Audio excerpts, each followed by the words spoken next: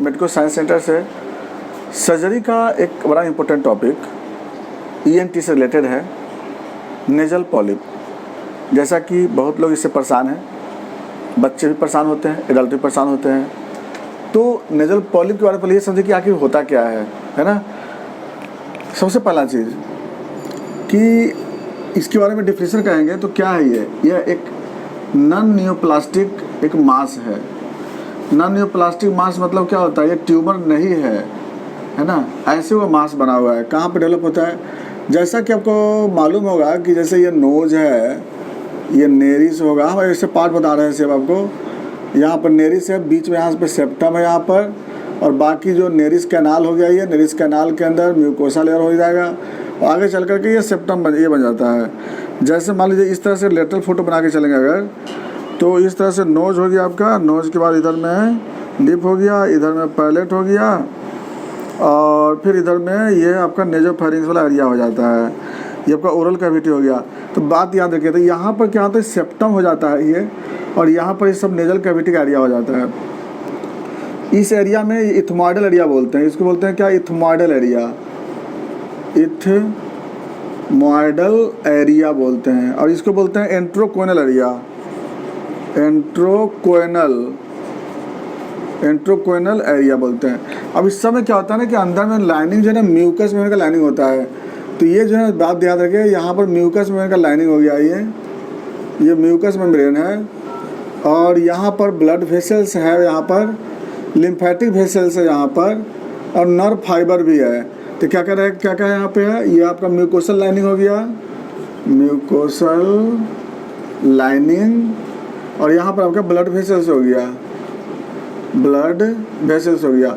अब देखिए गौर से, जब भी कोई इरिटेंट बार बार इस पर कंटिन्यू एक्सपोज करता हो, कोई भी इरिटेंट एक्सपोज करता है, जिसका मेन कॉज क्या होता है, जैसे allergic rhinitis is the most common cause of nasal polyp.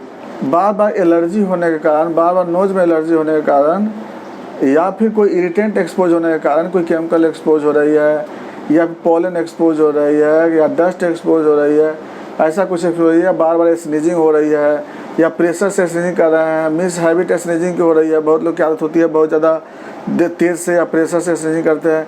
तो उस सब सारे केस में क्या होता है कि यहाँ पर जो ब्लड वेसल्स होता है, जैसे हम बताया एलर्जी में क्या बताए थे कि उसमें हिस्टामिन जो होता है बनने लगता है। हिस्टामिन क्या करता है, ब्लड वेसल्स को डायलेट करता है।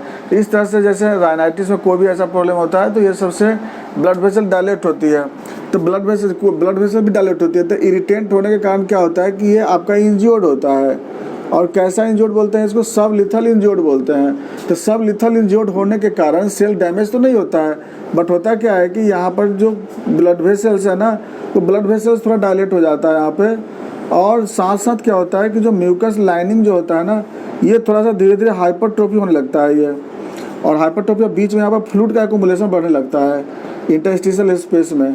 अब क्या होता है ना कि इतना तक रुक जाता तो ठीक था, लेकिन फिर से इरिटेशन जो होता है कंटिन्यू एक्सपोज करता है। इरिटेशन क्या होता है, कंटिन्यू एक्सपोज करता है। इसके कारण क्या होता है कि जो म्यूकस लाइनिंग है ना, म्यूकस लाइनिंग धीरे धीरे, जैसे मान लीजिए म्यूकस लाइनिंग, ये नॉर्मल लाइनिंग है म्यूकस लाइनिंग का, और ये धीरे धीरे क्या होता है ना, बड़ा सा डायलेट होते चला जाता है, ये है ना, ये डायलेट होते चला जाता है ये, और ये डायलेटेशन को हम लोग बोलते हैं, इसी को हम लोग क्या बोलते हैं, पॉलिप कहते हैं ये। तो ये सब सेल क्या होता है ना कि नॉर्मल सेल हाइपरट्रोफी हो जाता है, और इसके अंदर क्या प्रवेश कर जाता है, रहता है डायलेटेड ब्लड वेसल्स मिलेंगे, लिम्फेटिक वेसल्स मिलेंगे। ऐसा नहीं कि पॉलिप के अंदर कोई पस रहता है या फ्लूइड रहता है, ऐसा कुछ नहीं रहता है। पॉलिप क्या है ना, एक मास, जैसे ये सेल था, हाइपरट्रोफी हो गया, ब्लड वेसल डायलेट कर गया, लिम्फेटिक वेसल डायलेट कर गया, और एक मास में रहता है ये, है ना। तो ये जो पॉलिप बन जाता है, इस ये क्या है, सेल हाइपरट्रोफी से हुआ है ना, सेल डिवीजन नहीं होता है इसमें, याद रखिएगा, सेल डिवीजन नहीं होता है, सिर्फ सेल हाइपरट्रोफी हो जाता है, इसलिए इसको हम लोग क्या बोलते हैं, पॉलिप कहते हैं। अब ये पॉलिप क्या है, नन्योप्लास्टिक बता दिए पहले आपको हम। अब ये पॉलिप दो जगह डेवलप होता है, एक होता है एंट्रोकोइनल एरिया में, एक होता है इथमॉइडल एरिया में।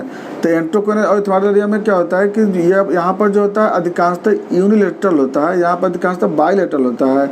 एंट्रोकोइनल में अधिकांशतः जो होता है आपको जनरली आपको चिल्ड्रन में डेवलप होता है, और ये आपका मेनली एडल्ट में डेवलप होता है एथमाइडल एरिया।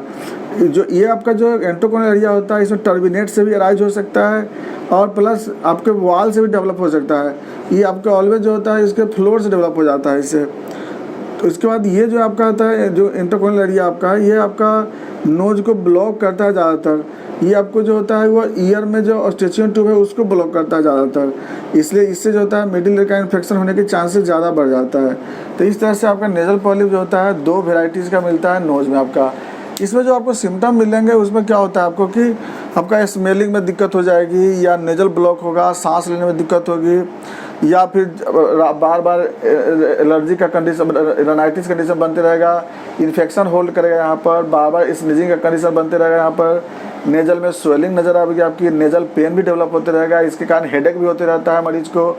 और कॉम्प्लिकेशन में देखेंगे तो इसमें साइनोसाइटिस डेवलप होगा मरीज को, राइनाइटिस डेवलप होता है, ओटाइटिस मीडिया डेवलप कर जाता है इसमें। तो इस तरह से क्या होता है कि पेशेंट को बहुत सारी परेशानी जो झेलना पड़ता है इसमें नेजल पॉलिप के केस में। और अब क्या होता है इसको हम अगर देखना चाहते हैं नेजल पॉलिप को कि क्या है रियल में वही है, तो इसके लिए बेस्ट इन्वेस्टिगेशन होता है नेजल स्पेकुलम एग्जामिनेशन या राइनोस्कोपी एग्जामिनेशन।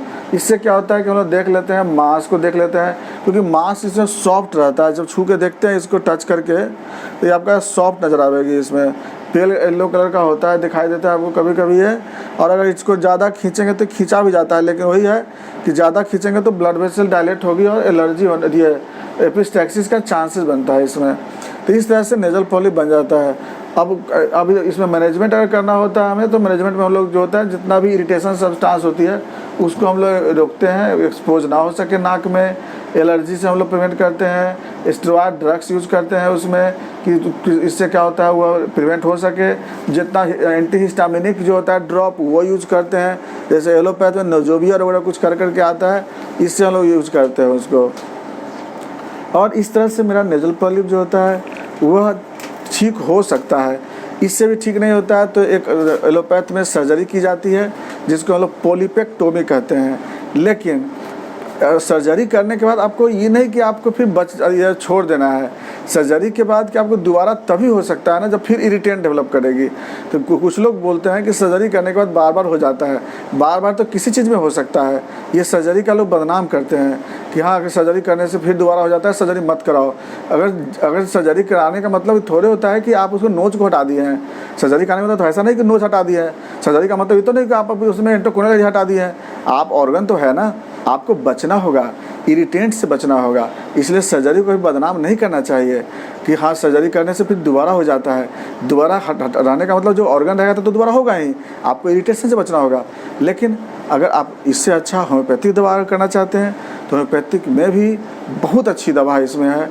99% इसमें चांसेस रहता है कि पॉलिप आपकी ख़त्म हो सकती है, जैसे लेमिना माइनर्स, सैंगुनेरिया, ये सब जो दवा है बहुत बच्चे दवा है, काली बाइक्रोम है, आर्सेनिक अल्व है, ये सब दवाई को हम लोग चलाते हैं, जिसके कारण यह मांस जो होता है वो धीरे धीरे समाप्त हो जाती है और पेशेंट भी ठीक हो जाता है।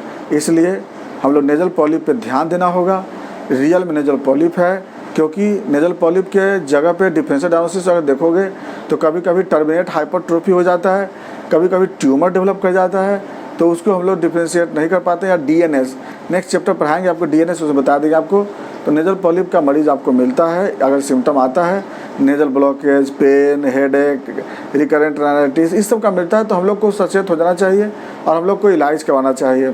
तो एलोपैथ में भी आप देख सकते हो इलाज, और होम्योपैथ में इसका सबसे बेस्ट इलाज होती है। बाकी बातें हम लोग नेक्स्ट चैप्टर नेक्स्ट वीडियो में चलते हैं। थैंक्स।